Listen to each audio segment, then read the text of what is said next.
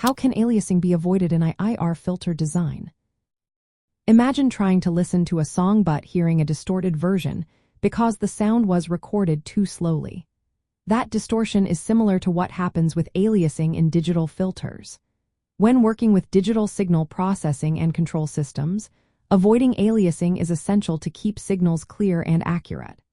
So, how can we prevent this unwanted effect in infinite impulse response filter design? Let's explore the key methods. First, the most important step is choosing the right sampling rate.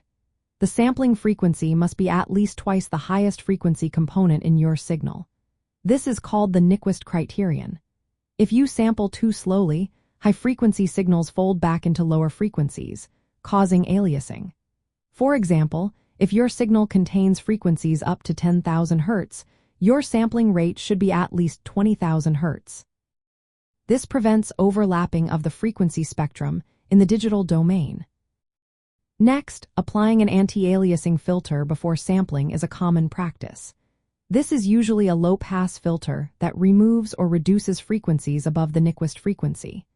Think of it as a filter that cleans the signal, making sure only the frequencies you want are present when you digitize it. Without this step, high-frequency noise can sneak into your digital data, causing distortion in your filter's output.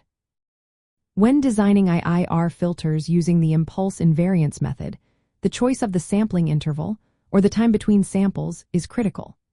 If this interval is too large, the sampled impulse response can cause spectral overlap, leading to aliasing. To avoid this, select a small enough sampling interval so the digital filter accurately represents the analog filter without overlapping frequency components. Another important point is that the original analog filter used to create the digital filter should be band-limited. This means its response should be negligible above half the sampling frequency.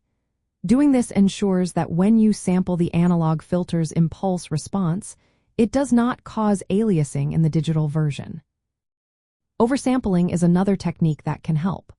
By sampling at a rate much higher than needed, you push potential aliasing effects to higher, less problematic frequencies.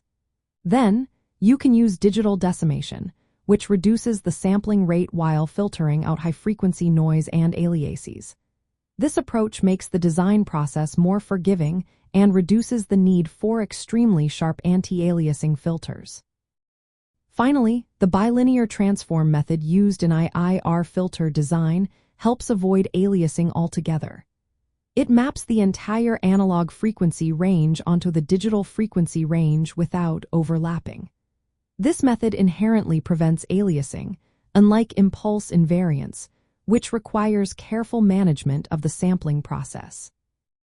In summary, to prevent aliasing in IIR filter design, you need to ensure your input signal is properly band-limited, choose an appropriate sampling rate, carefully select your sampling interval, and use design techniques like the bilinear transform. These steps help keep your digital filters accurate and your signals clear, making your signal processing and control systems work smoothly.